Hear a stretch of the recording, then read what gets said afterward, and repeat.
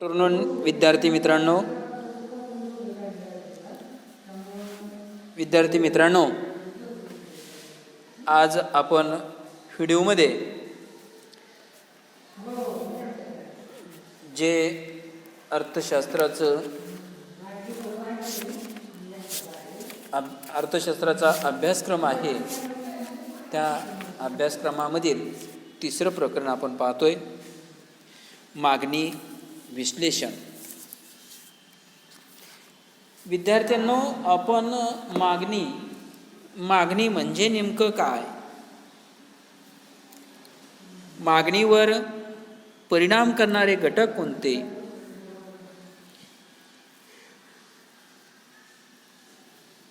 मागणीचे प्रकार, वैयक्तिक मागणी, बाजार मागणी, असा बराचसा भाग आपण अभ्यासलेला आहे. तर आज आपणाला मागणीचा नियम विचारात घ्यायचा आहे, द लॉ ऑफ डिमांड. परीक्षेच्या दृष्टिकोनातून हा जो नियम आहे, मागणीचा नियम किंवा मागणीचा सिद्धांत, हा भाग महत्त्वाचा आहे. तर विद्यार्थ्यांनो, बाजारातील सर्व उपभोक्त्याची मिळून बाजार मागणी बनत असते. बाजारातील मागणीचे पत्रक आणि मागणीचा वक्र, त्याचबरोबर वैयक्तिक मागणी आणि मागणीचे वक्र यांचं स्वरूप सारखंच असतं. फरक जो असतो तो फरक फक्त परिमाणात्मक असतो. म्हणजे किंमत कमी झाल्यास व्यक्तीची मागणी वाढते, तशीच किंमत कमी झाल्यास बाजाराचीही मागणी वाढते. व्यक्तीचा आणि बाजाराचा मागणी वक्र डावीकडून उजवीकडे उतरत जाणारा असतो. फक्त प्रत्येक बिंदू मोठ्या प्रमाणावरील मागणी दर्शवित असतो. व्यक्तीची मागणी आणि बाजारातील मागणी यामध्ये आणखी एक फरक असतो. एखाद्या व्यक्तीची मागणी पाहुणे, गावाला जाणे, आजारपण यासारख्या वैयक्तिक कारणामुळे एकदम वाढणे किंवा कमी होणे शक्य असते. परंतु अशा किरकोळ गोष्टीचा परिणाम बाजारातील मागणीवर होत नाही. रामच्या घरी पाहुणे आले म्हणून त्याची मागणी वाढते, तर त्याच वेळेला व गावाला गेल्याने त्याची मागणी थांबते. म्हणून बाजारातील मागणी अधिक सातत्यानुवर्ती असते. आज आपण परीक्षेच्या दृष्टिकोनातून जो मागणीचा नियम महत्त्वाचा आहे, तो आजच्या व्हिडिओमध्ये आपण पाहणार आहोत. विद्यार्थ्यांना मागणी निश्चित करणारे अनेक घटक असतात. या सर्वच घटकांचा एकाच वेळी मागणीशी संबंध गृहीत धरून अर्थशास्त्रीय सिद्धांताची उभारणी करणे शक्य नाही. अनेक कारणापैकी उपभोक्त्याची अभिरुची, अपेक्षासारख्या अनिश्चित कारणामुळे हे शक्य नाही. सन 1890 डॉक्टर मार्शल यांनी एक अर्थशास्त्राची मूलतत्वे हा ग्रंथ प्रकाशित केला होता. या ग्रंथामध्ये मार्शल यांनी मागणी नियमाची मांडणी केलेली आपणाला दिसून येते. आपल्या गरजा भागवण्यासाठी आपण वेगवेगळ्या वस्तूंची मागणी करतो, कारण त्या वस्तूच्या अंगी उपयोगिता हा गुणधर्म असतो. याचाच अर्थ मागणीचा आधार म्हणजे उपयोगिता होय. म्हणूनच मागणीचा सिद्धांत हा घटत्या सीमांत उपयोगितेच्या सिद्धांतावर आधारित आहे. तसेच मागणीचा नियम उपभोक्त्याची मागणीबाबतची वर्तणूक त्या ठिकाणी दर्शवत असतो. मागणी नियमाचे विधान जे आहे, या मागणी नियमाचे विधान या ठिकाणी आपणाला पाहताना असं स्पष्ट करता येईल की डॉक्टर मार्शल यांच्या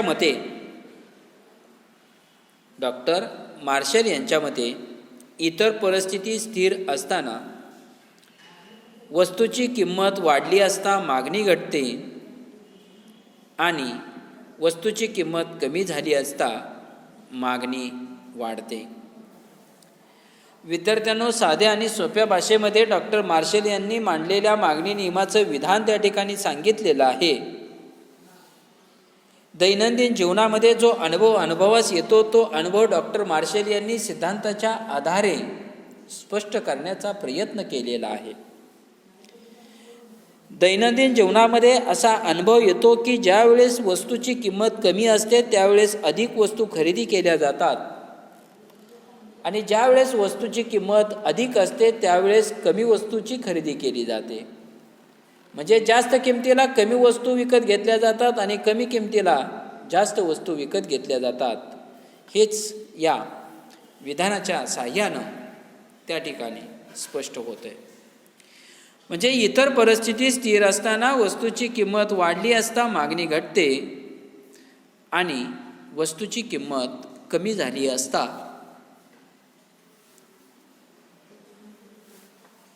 मागणी वाढते. आपणाला जर दुसऱ्या शब्दात जर सांगायचं झालं तर काही गोष्टी गृहीत धरून ती परिस्थिती जर कायम असेल, म्हणजे इतर परिस्थिती जर कायम असेल तर वस्तूच्या किमतीत वाढ होते तेव्हा वस्तूच्या मागणीत घट होते आणि जेव्हा वस्तूच्या किमतीत घट होते तेव्हा वस्तूच्या मागणीत वाढ होते. अशा प्रकारे किंमत आणि मागणीचा संबंध जो असतो तो किंमत आणि मागणीचा संबंध परस्पर विरोधी म्हणजेच व्यस्त स्वरूपाचा असतो. आता हे सिद्धांताचे जे विधान सांगितलेलं आहे त्यावरील विधानात मागणी आणि किंमत यांचा कार्यात्मक संबंध स्पष्ट केलेला आहे. विद्यार्थ्यांनो, किंमत आणि मागणी यामधील असणारा परस्पर संबंध असतो तो परस्पर संबंध व्यस्त स्वरूपाचा असतो. मागणी नियमानुसार मागणी वस्तूच्या किमतीवर अवलंबून असते हे या ठिकाणी लक्षात येते.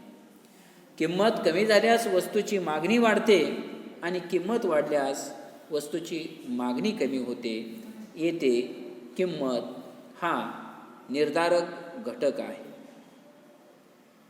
म्हणजेच या सिद्धांतामध्ये असं सांगितलंय की वस्तूची जी मागणी असते ही मागणी त्या वस्तूच्या किमतीवर अवलंबून असते. या मागणी नियमानुसार किमतीत फेरबदल होत असल्यानेच मागणीत कमी जास्त बदल त्या ठिकाणी होत असतो. या अर्थाने मागणी वस्तूच्या किमतीवर अवलंबून असते. मागणी हा किमतीचा परिणाम आहे. म्हणजेच वस्तूची किंमत आणि मागणी यामध्ये असणारा जो परस्पर संबंध आहे तो परस्पर संबंध हा व्यस्त स्वरूपाचा आहे. व्यस्त स्वरूपाचा याचा अर्थ किंमत कमी होते तेव्हा मागणी वाढते आणि किंमत वाढते तेव्हा त्या वस्तूची मागणी कमी होते. म्हणजेच याचा अर्थ मागणी व किंमत यांचा फलनात्मक जो संबंध आहे तो फलनात्मक संबंध खालील प्रकारे त्या ठिकाणी स्पष्ट करता येतो. आता इथं फलनात्मक संबंध स्पष्ट केलेला आहे, हे स्क्रीनवर दिसते पहा. dx is equal to F in bracket P X bracket complete. आता इथं डी इज इक्वल टू काय आहे, तर D is equal to demand for the commodity, म्हणजे वस्तूची मागणी.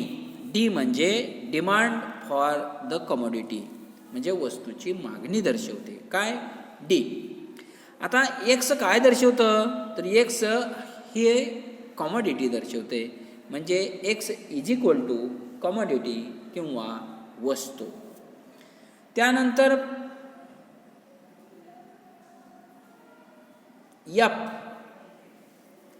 F is equal to function of, म्हणजेच एफ काय दर्शवतं, तर फलनात्मक संबंध दर्शवतो.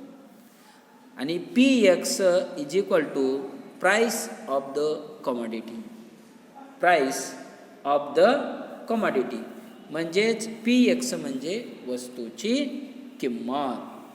विद्यार्थ्यांनो, दैनंदिन जीवनामध्ये जे आपणास अनुभवास येतो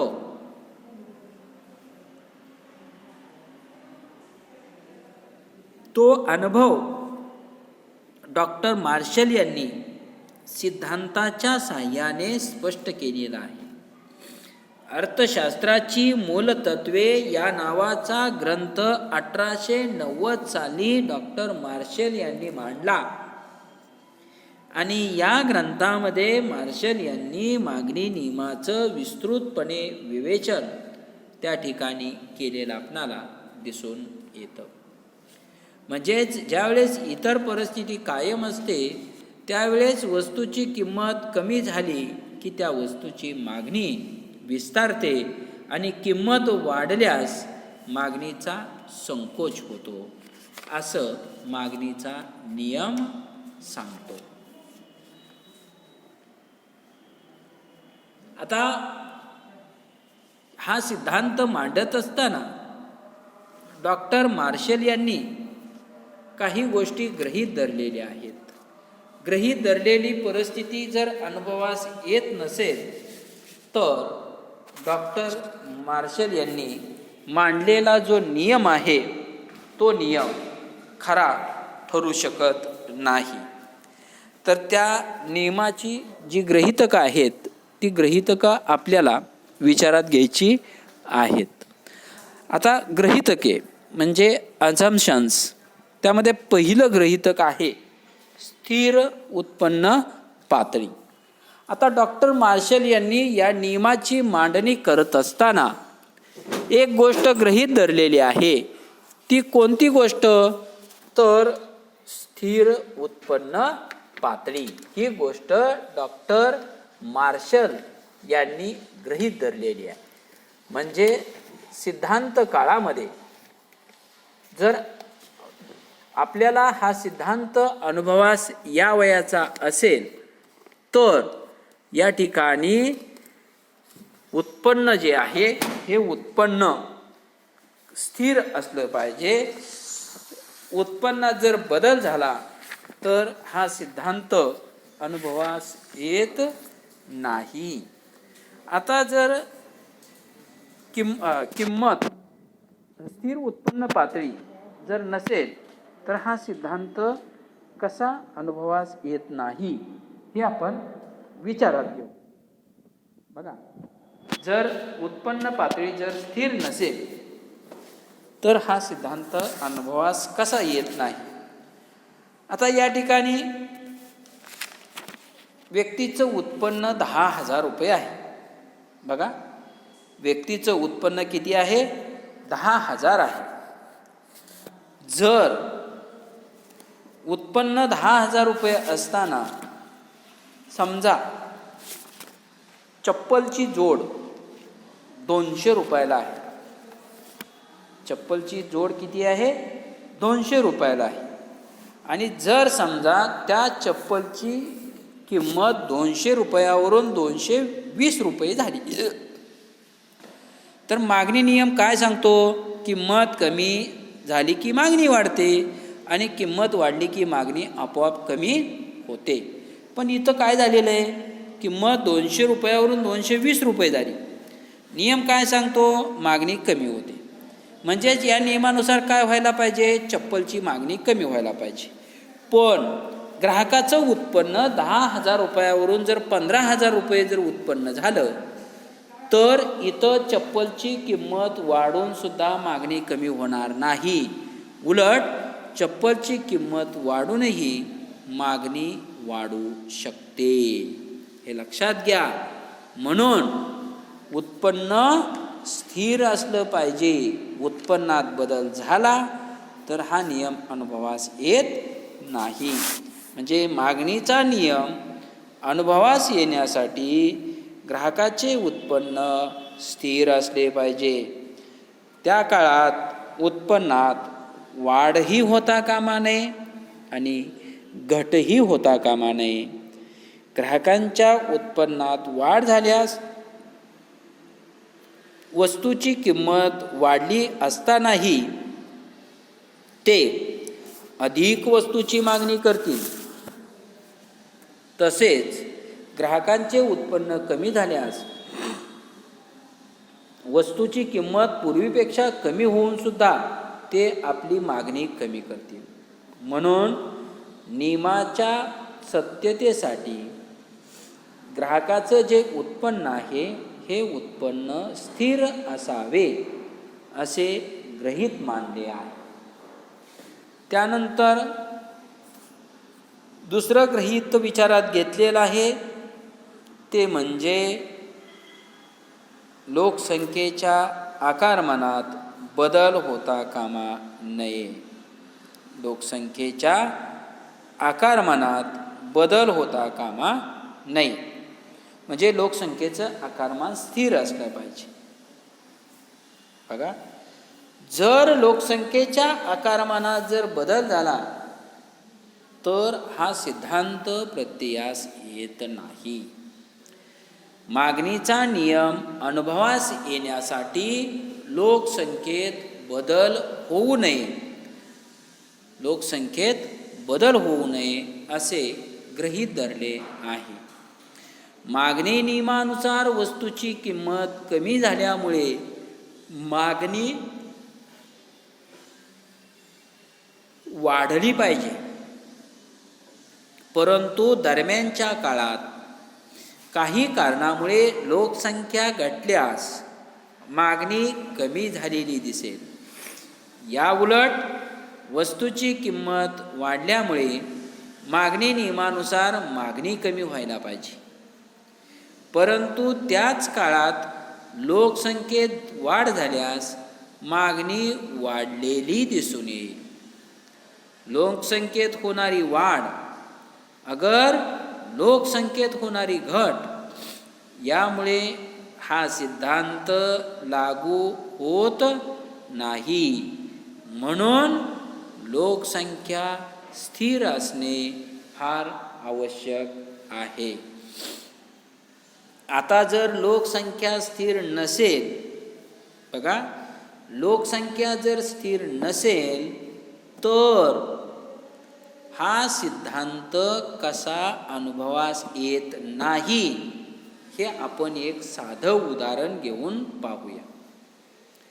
आता पाठीमागच्या गृहीतकामध्ये आपण चप्पलचं उदाहरण घेतलं होतं बघा विद्यार्थ्यांनो.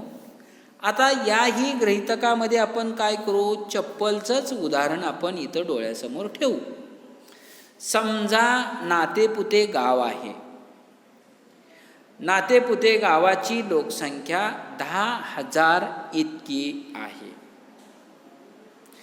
आणि 10,000 लोकसंख्या असताना चप्पलची किंमत 200 रुपयावरून 220 रुपये झाल्यानंतर नियमानुसार काय होणार आहे, मागणी कमी होणार आहे. का कमी होणार आहे, तर इथं काय झालेलं आहे, चप्पलची किंमत वाढलेली आहे. 200 रुपयाची चप्पल 220 रुपयाला झालेली आहे. नियमानुसार मागणीत घट व्हायलाच पाहिजे.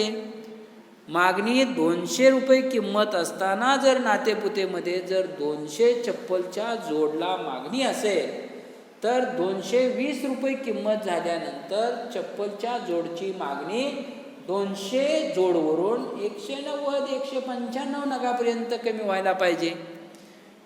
पण जर याच काळामध्ये नातेपुतेची लोकसंख्या 10,000वरून जर 12,000 लोकसंख्या जर झाली, लोकसंख्या अगोदर किती होती? 10,000 होती. आता लोकसंख्या 10,000ची 12,000 झाली. म्हणजे याचा अर्थ चप्पलचा वापर करणारे लोक किती वाढले? तर चप्पलचा वापर करणाऱ्या लोकांचं प्रमाण 2,000 वाढलं. आता मला सांगा तुम्ही, चप्पलचं वापर करणारे जर 2,000 लोक वाढली, तर चप्पलची किंमत 200वरून 220 रुपये जर झाली, तर चप्पलची मागणी कमी होईल का हो? नाही होणार. उलट काय होईल? चप्पलची मागणी, किंमत वाढून सुद्धा वाढेल. सिद्धांत सांगतोय तसं घडलं का? तर अजिबात तसं घडलेलं नाही. याच्या उलट उदाहरण आपण घेऊ. चप्पलची किंमत 200 रुपयावरून 180 रुपये झाली. मागणी नियमानुसार काय व्हायला पाहिजे? किंमत कमी झाली की मागणी वाढली पाहिजे. समजा त्याच दरम्यान नातेपुतेची लोकसंख्या 10,000वरून 8,000पर्यंत कमी झाली. 2,000 लोकसंख्या कमी झाली. म्हणजेच नातेपुतेतील लोकांनी स्थलांतर केलं असं गृहीत धरा. 2,000 लोकांनी स्थलांतर केलं.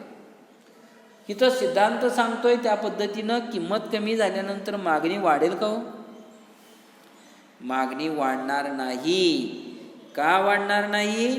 तर नातेपुतेमध्ये 2,000 लोक चप्पल जे वापरणारे होते, ते 2,000 लोक नातेपुतेतून गायब झाले.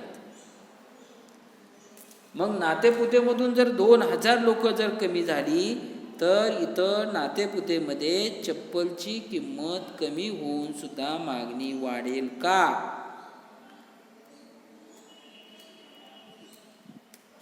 तर चप्पलची किंमत कमी होऊन सुद्धा मागणी वाढणार नाही. मग सिद्धांत सांगतोय तसं घडतंय का? तर सिद्धांतात सांगितलंय तसं घडलेलं नाही. मग जर सिद्धांत सांगतोय असं जर घडू द्यायचं असेल, तर काय पाहिजे? कायम लोकसंख्या कायम असली पाहिजे. म्हणून गोष्ट गृहीत धरलेली आहे, लोकसंख्या स्थिर असली पाहिजे. त्यानंतर पुढचं गृहीतक आहे पर्यायी वस्तूंच्या स्थिर किमती. पर्यायी वस्तूंच्या स्थिर किमती. आता बघा विद्यार्थी मित्रांनो, मागणीचा नियम अनुभवास येण्यासाठी पर्यायी ज्या वस्तू आहेत, या पर्यायी वस्तूच्या किमती स्थिर असल्या पाहिजेत. पर्यायी वस्तूच्या किमती जर स्थिर असल्या तरच हा सिद्धांत अनुभवास येऊ शकतो. अन्यथा हा सिद्धांत अनुभवास येत नाही. आता उदाहरण जर घ्यायचं झालं तर दूरदर्शन संच बाजारात आला. हा दूरदर्शन संच बाजारात आल्यामुळे रेडिओची किंमत कमी होऊन सुद्धा रेडिओची मागणी वाढेल का हो? वाढणार नाही. तर रेडिओची मागणी कमी होईल. आणि हे असं घडलेलंच आहे विद्यार्थ्यांनो. ज्यावेळेस दूरदर्शन संच बाजारात नव्हता, त्यावेळेस प्रसारमाध्यमाचं रेडिओ हे साधन होतं. हे साधन दृक साधन नसून श्राव्य साधन होतं. फक्त रेडिओने आपल्याला ऐकता येत होतं. मग दूरदर्शन संच बाजारात आले आणि दूरदर्शन संच बाजारात आले त्यामुळं लोक दूरदर्शन संचाची खरेदी करू लागले. त्यावेळेस इतर रेडिओची किंमत कमी केली तरी रेडिओची मागणी वाढेल का? रेडिओची मागणी वाढणार नाही. का वाढणार नाही? तर पर्यायी वस्तूच्या किमतीत बदल झाला. म्हणून मार्शल यांनी ही गोष्ट गृहीत धरलेली आहे, पर्यायी वस्तूच्या किमती स्थिर. म्हणजे पर्यायी वस्तूच्या किमतीत बदल होत नाही असं गृहीत धरलेलं आहे. कारण पर्यायी वस्तूच्या किमतीत जर बदल झाला तर त्याचा परिणाम वस्तूच्या मागणीवर होतो आणि हा सिद्धांत अनुभवास येत नाही. म्हणून पर्यायी वस्तूच्या किमती स्थिर असल्या पाहिजेत असं गृहीत धरलेलं दिसून येतं. त्यानंतर पुढचं गृहीतक आहे ते म्हणजे पूरक वस्तूंच्या किमती स्थिर असल्या पाहिजेत. आता पर्यायी वस्तू आपण पाहिल्या. पर्यायी वस्तू छत्री, रेनकोट, दूरदर्शन, रेडिओ. छत्री, रेनकोट, दूरदर्शन, रेडिओ, साखर, गूळ ह्या पर्यायी वस्तू आहेत विद्यार्थ्यांना. या पर्यायी वस्तूच्या किमती स्थिर असल्या पाहिजेत अशी गोष्ट तर गृहीत धरलेली आहेच.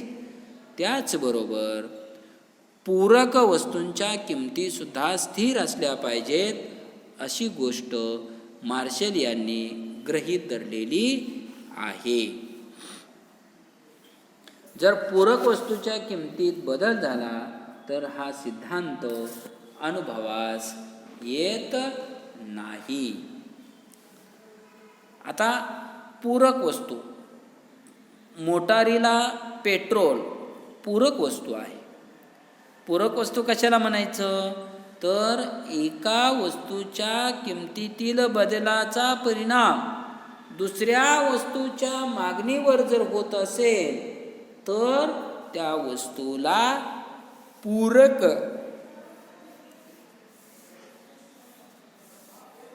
त्या वस्तूला पूरक वस्तू असे म्हणतात. आता मोटारीला पेट्रोल पूरक वस्तू आहे. अशा वेळी एका वस्तूची किंमत वाढून सुद्धा तिची मागणी वाढू शकते. उदाहरण जर घ्यायचं झालं तर सद्य परिस्थितीत मोटारीच्या किमती काही प्रमाणात कमी झाल्याने मोटारीच्या मागणीत वाढ झाली आहे. पण त्याचवेळी पेट्रोलची किंमत वाढूनही पेट्रोलच्या मागणीत वाढ होत नाही म्हणतोय मी. तर इथं काय म्हणायचं आता आपल्याला? पेट्रोलच्या मागणीत वाढ होते. आता बघा, साधं उदाहरण सांगतो बाळांनो. समजा मारुती सुझुकी ही 4 चाकी गाडीचं उत्पादन करणारी कंपनी आहे. समजा मारुती सुझुकी कंपनीच्या गाडीची किंमत 8 लाख रुपये आत्ता चालूला. किती? 8 लाख रुपये.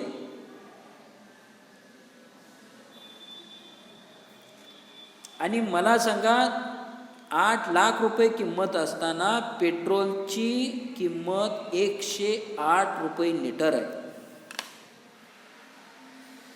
108 रुपये लिटर आहे. आता मला सांगा, आता मारुती सुझुकी कंपनीनं 8 लाख रुपयाच्या गाडीची किंमत कमी केली आणि ती गाडी 6 लाख रुपयाला मिळू लागली. आता गाडीची किंमत 8 लाखावरून 6 लाख रुपये झाली. म्हणजेच इथं काय झालं हो? गाडीची मागणी वाढली. आणि गाडीची मागणी वाढत असतानाच पेट्रोलची किंमत 108 रुपयावरून 110 रुपये जरी झाली तरीही पेट्रोलच्या मागणीत घट होत नाही. उलट पेट्रोलची मागणी वाढत जाते. आलं लक्षात? म्हणजे जर असा अनुभव जर या वयाचा असेल तर हा सिद्धांत काळामध्ये पूरक वस्तूच्या किमती स्थिर असल्या पाहिजेत. म्हणजे इथं काय सांगायचं आहे, तर मारुती सुझुकीची जी गाडी आहे ती गाडी 8 लाख रुपये किंमत जर असेल तर ती कायमच असली पाहिजे.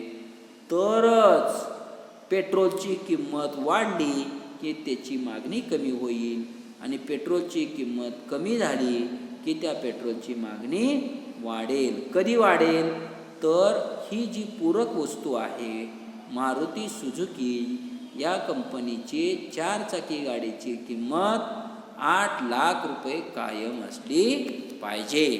तरच हा सिद्धांत प्रत्ययास येतो, अन्यथा हा सिद्धांत अनुभवास येत नाही. त्यानंतर पुढचं गृहीतक आहे ते म्हणजे भविष्यात किंमत बदलाची अपेक्षा नाही.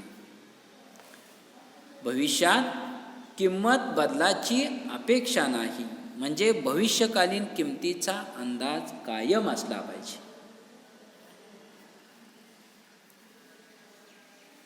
आता उपभोक्त्याची म्हणजेच ग्राहकाची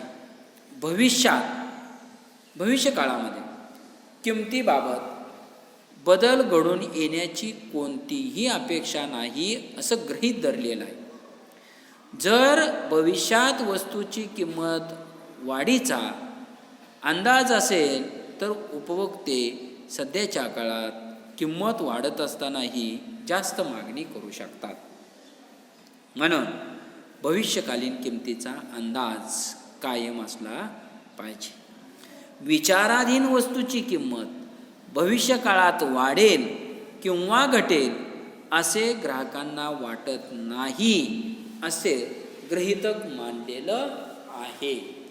एखाद्या वस्तूची किंमत भविष्यकाळात वाढण्याची शक्यता आहे असं ग्राहकांना वाटल्यास आणि त्यांचा अंदाज खरा ठरण्याची शक्यता असल्यास वस्तूची किंमत वाढत असताना देखील त्या वस्तूच्या मागणीमध्ये घट होते. या उलट आजच्या पेक्षाही पुढे किमती आणखी जास्त प्रमाणात कमी होण्याची शक्यता वाटत असल्यास ग्राहक आपली खरेदी पुढे ढकलतो. या परिस्थितीत आज किमतीत थोडीफार घट झाली तरी मागणीत वाढ होत नाही. या कारणाने भविष्यकाळात किमतीत मोठ्या प्रमाणात बदल होण्याची शक्यता नसल्याचे गृहीतक विचारात घेतलेलं आहे. आता मी तुम्हाला शैक्षणिक साहित्यामधील एका वस्तूचं उदाहरण देऊन भविष्यात किमतीचा बदल अपेक्षित असेल तर हा सिद्धांत कसा प्रत्ययास येत नाही हे तुम्हाला मी समजून सांगतो. आता तुम्ही लिखाणाची गरज भागवण्यासाठी तुम्ही लेक्सीचा पेन वापरता असं गृहीत धरा. बघा, आता हा लेक्सीचा पेन मार्केटमध्ये किंवा दुकानात 5 रुपये किमतीला मिळतो आणि नातेपुतेमध्ये 5 रुपये किमतीला हा पेन मिळत असताना नातेपुतेमध्ये समजा 500 नग या पेनचे विकले जातात. आता हा सिद्धांत अनुभवास यावयाचा असेल तर पेनच्या किमतीत भविष्यकाळामध्ये कोणताही बदल होणार नाही ही गोष्ट गृहीत जर धरली तरच पेनची किंमत 5 वरून 6 झाली की मागणी कमी होईल आणि पेनची किंमत 5 वरून 4 झाली तर मागणी वाढेल, अन्यथा वाढणार नाही. त्यासाठी काय गृहीतक धरलेला आहे तर भविष्यकालीन किमतीचा अंदाज कायम असला पाहिजे.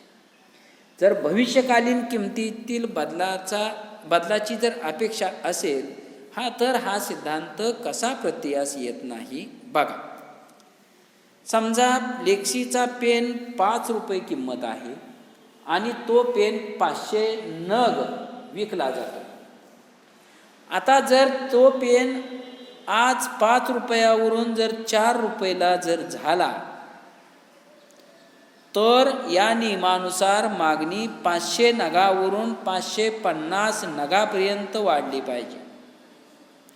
50 नगांनी मागणी वाढली पाहिजे. पण भविष्यात किमतीत बदलाची अपेक्षा जर निर्माण झाली, 5 रुपयाचा पेन आज 4 रुपयाला झाला आहे, पण तो पेन उद्या 3 रुपयाला होणार आहे. जर पेन आज खरेदी केला तर 1 रुपया वाचतोय, उद्या पेन खरेदी केला तर 2 रुपये वाचतायत. मग आज ग्राहक खरेदी न करता तो पेन उद्या खरेदी करतील. का? तर उद्या ग्राहकाचे 2 रुपये वाचणार आहेत, हे लक्षात घ्या. या उलट 5 रुपयाचा पेन समजा 6 रुपयाला झाला, तर मागणी 500 नगावरून 450 नगापर्यंत कमी व्हायला पाहिजे.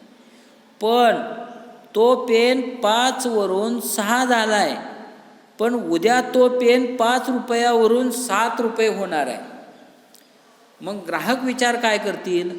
तर उद्या पेन खरेदी केला तर 2 रुपये वाढणार आहेत, म्हणजे आपले 2 रुपये जादा जाणार आहेत.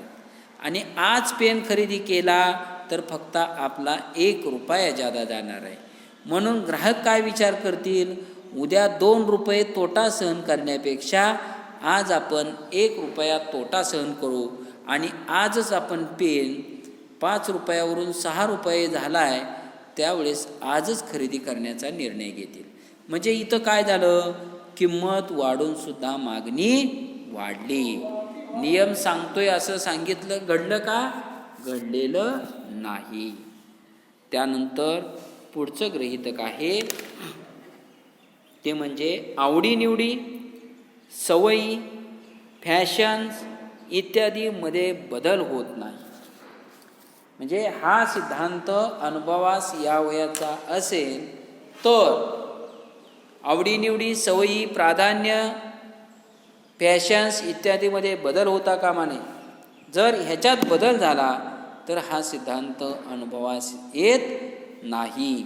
जर याच्यामध्ये जर बदल झाला तर सिद्धांत अनुभवास कसा येत नाही आपण विचारात घेऊ. आता फॅशन म्हणजे काळानुरूप बदलत जाणाऱ्या भाषेच्या, राहण्याच्या, पेहरावाच्या पद्धती आहेत. सध्याचे युग हे विद्यार्थ्यांनो फॅशनचं युग आहे. एकदा ही फॅशन संसर्गजन्य रोगासारखी लहानापासून सुरू झाली की ती प्रौढापर्यंत किंवा म्हाताऱ्या वृद्धापर्यंत लगेच जाऊन पोचते. ज्या वस्तूची फॅशन प्रचलित असते त्या वस्तूंची किंमत वाढली तरी मागणी वाढतच राहते. या उलट ज्या वस्तूची फॅशन प्रचलित नसते त्या वस्तूची किंमत कमी होऊन सुद्धा मागणी वाढत नाही तर कमीच होते. म्हणून मागणीचा नियम अनुभवास येण्यासाठी आवडीनिवडी, सवयी, फॅशन यामध्ये बदल होता कामा नये.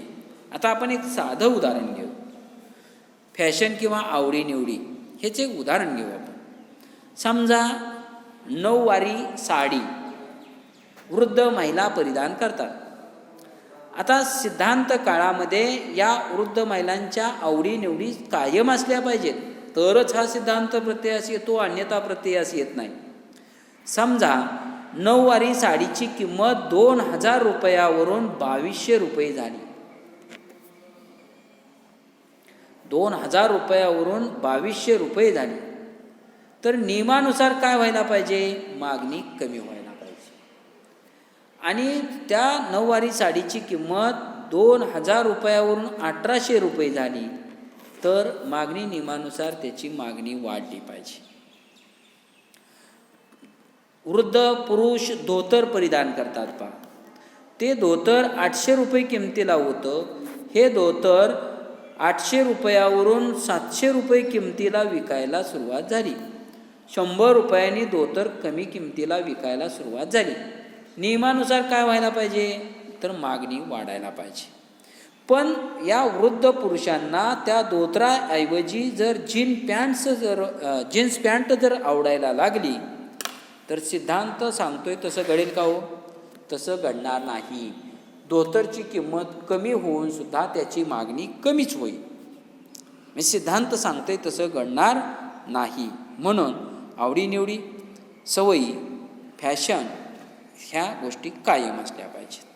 आणि पुढचं गृहीतक आहे ते म्हणजे कर विषयक धोरण कायम असलं पाहिजे. कर विषयक धोरण कायम असलं पाहिजे. कर विषयक धोरणात जर बदल झाला तर हा सिद्धांत प्रत्ययास येत नाही. जे प्रत्यक्ष कर आणि जे अप्रत्यक्ष कर आहेत या कराबाबतच्या सरकारी धोरणाचा विविध वस्तू व सेवांच्या मागणीवर मोठा प्रभाव पडत असतो. सरकारनं जाहीर केलेल्या करविषयक सरकारी धोरणामध्ये कोणताही बदल होत नाही असं गृहीत धरलेलं आहे. एवढ्या वेगवेगळ्या बाबी गृहीत धरून हा सिद्धांत मांडण्याचा प्रयत्न केलेला आहे. तर आज आपण आजच्या व्हिडिओमध्ये डॉक्टर मार्शल यांनी मांडलेला सिद्धांत उदाहरणाद्वारे आणि त्याचे गृहीतकं विचारात घेतलेले आहेत. तर तो चार्ट, त्याची आकृती जी आहे ती आपण नंतर विचारात घेऊया. धन्यवाद.